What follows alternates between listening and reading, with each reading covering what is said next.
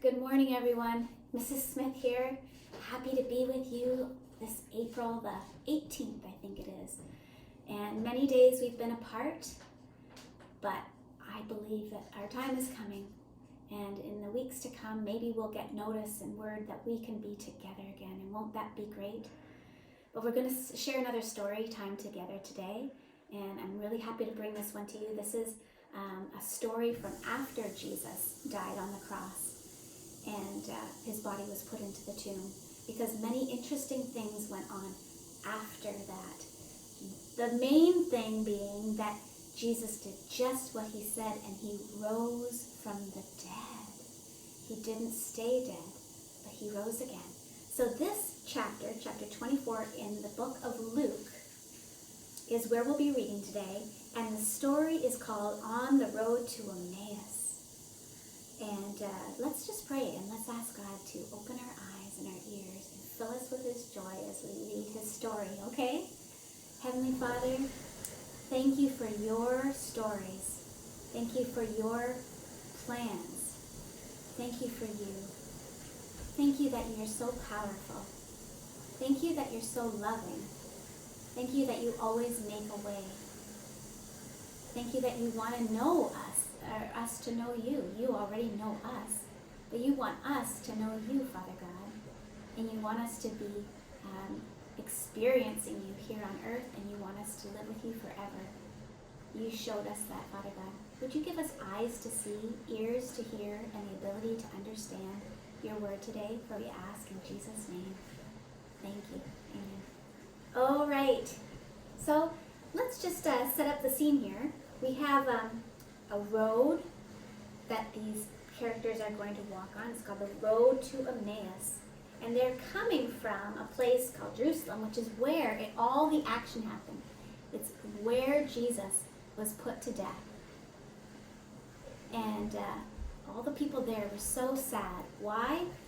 Because they really wanted Jesus to be their new king, just like King David. And he was so wonderful when he was with them alive and showing them the miracles of God and telling them about God's love. And they saw him on the cross, and they became very sad. We can understand that. If when someone dies that we know it's a bit of separation from that person, at least for a time, and that makes us sad. So we can understand how these people, his followers, were feeling. But the funny thing is, and we need to remember this, okay, that Jesus had told them on at least 3 occasions that he was going to suffer and die, but then on the 3rd day he would come back to life and rise, and he would have taken care of the issue of death for us because of our sins. So these people here, his followers, seem to have seen the situation, but they forgot the last part of it. Isn't that the way? We hear the story, but we forget some of the details. So let's read what happens in this story. Here are our guys going down the road. That very day, 2 of them were going to a village named Emmaus, about 7 miles from Jerusalem. And they were talking with each other about all the things that had happened. Jesus on the cross, taking his body down, putting it into a tomb. And Jesus himself drew near and went with them. Bum, bum, bum. Jesus drew near? Jesus drew near? How exciting! But their eyes were kept from recognizing him. They didn't recognize him. But he wanted to walk with them. He said to them, "What's this conversation that you're holding with each other as you walk?" And they stopped in their tracks. And they looked at him very sadly. And Cleopas answered him and said, "Are you the only visitor to Jerusalem who does not know the things that have happened in these days?" And he said to them, "What things?" Jesus asked them, What things are you talking about? What things that just happened in Jerusalem? Isn't that funny? Jesus was wondering, what things? Now, Jesus knew what things, didn't he? This was not, he wasn't asking because he didn't know. Why was he asking them that question? He wanted to know what they were thinking. How much did they remember about everything that just happened? What did they remember? And they were about to tell him what they remember. So see if they miss any of the details, okay, of what Jesus had told them would happen. And they said, concerning Jesus of Nazareth, a man who was a prophet, mighty in deed and word before God and all the people. Did they mention that he was the Son of God? No. They missed that part, didn't they? And how our chief priests and rulers delivered him up to be condemned to death and crucified him. They killed him. But we had hoped that he was the one to redeem Israel. So these men were saying, Jesus, this great man, prophet, who we thought was going to be the next king of Israel, has died. And we're so sad. And all of our hopes are dashed right now. That's so sad, right? That's what they saw. That's what they were hearing. And then it says, besides all this, now it's the third day since these things have happened. And some women of our company amazed us. They were at the tomb early this morning, and then they did not find his body. They came back saying that they had even seen a vision of angels who said he was alive. Some of those who were with us went to the tomb and found it just as the women had said. They did not see Jesus. So they even said, some women are saying that when they went to the tomb, Jesus wasn't there, and then some angels visited them and told them Jesus wasn't dead now, he was alive. But we don't know whether to believe them or not. These men were truly confused. They just weren't sure what to do with the story. And so as they were walking together from Jerusalem to Emmaus, having this conversation, they were quite sad. And Jesus said to them, O foolish ones, and slow of heart to believe all that the prophets have spoken. Wasn't it necessary that the Christ should suffer these things and then enter into his glory, which means and rise from the dead and go back to the Father? And beginning with Moses and all the prophets, he interpreted to them, or explained to them, all the scriptures concerning his story, the story of Jesus, the Messiah, coming to pay for people's sins. He explained it to them all over again. How do you think they felt as they talked and heard all of these things with Jesus? They were really actually enjoying him, and we know that they enjoyed talking with him because when they got to Emmaus, Jesus said, well, I'll get going now, on to the next place. And these men had enjoyed his company so much they really liked talking to him because he gave them hope and reminded them. They said, no, would you stay with us? And would you have dinner with us? It's getting late, and it's maybe time to have some supper. And Jesus said, well, all right, I'll join you. So he sat down at the table with them. And when he was at the table, he took the bread and he blessed it, and he broke it, and he gave it to them. And their eyes were opened. Their eyes were opened, and they recognized him. That's Jesus. And he vanished from their sight. All of a sudden, just in a twinkling of an eye, he vanished right at that moment from their sight. Wow. That seems like something we haven't seen before. I haven't seen something like that before. I've sat around a dinner table with a lot of people and no one's disappeared suddenly.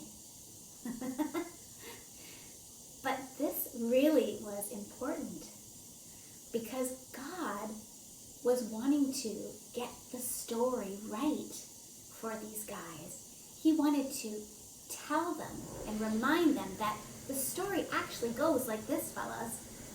I had to go to the cross so that I could defeat death and go back to my Father in heaven and say, I paid the price, Father. Now people can come back to you and have a loving relationship with you. He had to get the story right on the road, didn't he? And then, the little cherry on top, the whipped cream, the best part, I think, was that he actually showed them himself and said, see, it's me. I'm alive. I'm not dead. I'm alive, just as I said. And they were so excited. The word says that when they said to each other, didn't our hearts burn within us while he was talking to us on the road? And while he opened up the scriptures to us, he helped them understand. He opened their eyes up, their minds up to understand. And then he opened their eyes up here to see him alive. A real big miracle right here. And they returned to Jerusalem and they found the other followers and they gathered and they said, the Lord has risen. Indeed, it's true. We have seen it with our own eyes. Wow, they ran all the way back to Jerusalem to tell the others, didn't they? All right. Oh, this is such a good story. It's a miraculous story. It's really something that God would let Jesus go back and show himself to his followers again to make sure they understood, to make sure they had the story right, because these people would be the ones to write down the story in the Bible, to pass the story on to the whole world. So they had to have the right story, didn't they? Our God is a God of the impossible.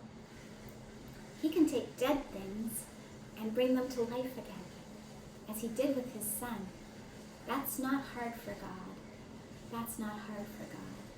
But he's also a God who wants to come really close to us in life. He wants us to really know him. And so he gave us this book that we can read, just like we did today in Luke 24. And we should go back and read it. Every day we need to read it so that we know the story. And so he can talk to us through the story. And we can get to know him and draw close to him. And you know, God will do the same thing for us that he did for these people. He will open our eyes to him. And we'll see Jesus more and more and more. You know, we just go to him and we say, I believe your story. And he says, well, I did it all for you so that I could be close to you. And I want to be close to you in this time when you're at home during this virus. I want to spend time with you every day. Every day, I want to show you exciting things. And sometimes we forget to do that. Sometimes we forget and we get a little far away from God. We forget that we have that great chance every day to spend time with him. But I'm going to show you a couple of websites that you can go to through your days that we're away. And you can spend time with God. You can be with him in his word, but you can also go to Right Now Media through the church, username church@Byron United, and put in this password, and you can watch Bible stories. The other thing that you can do in this time to spend time with Jesus is go to some YouTube praise songs. Hillsong Kids, Bethel Kids, and the Risers. These are really wonderful songs to sing to Jesus and just to feel his love and his closeness. Because in this time, it's so important that we get to know him. You're the next people who are going to go out and tell other people about him. And you have to have some real experiences with him in order to tell it in an exciting way, right? I mean, think about going to Canada's Wonderland. Your friend can go and come home and tell you about it, but it's not the same as if you went to Canada's Wonderland and went on the roller coaster, right? We can read other people's stories, But God really wants you to have a story with him. So make sure you take time with Jesus. Make sure you do. And get close to him. And ask him for your own special experiences with him. Heavenly Father, I pray that the children will do this, Father, and get close to you in Jesus' name. Amen. Bye for now.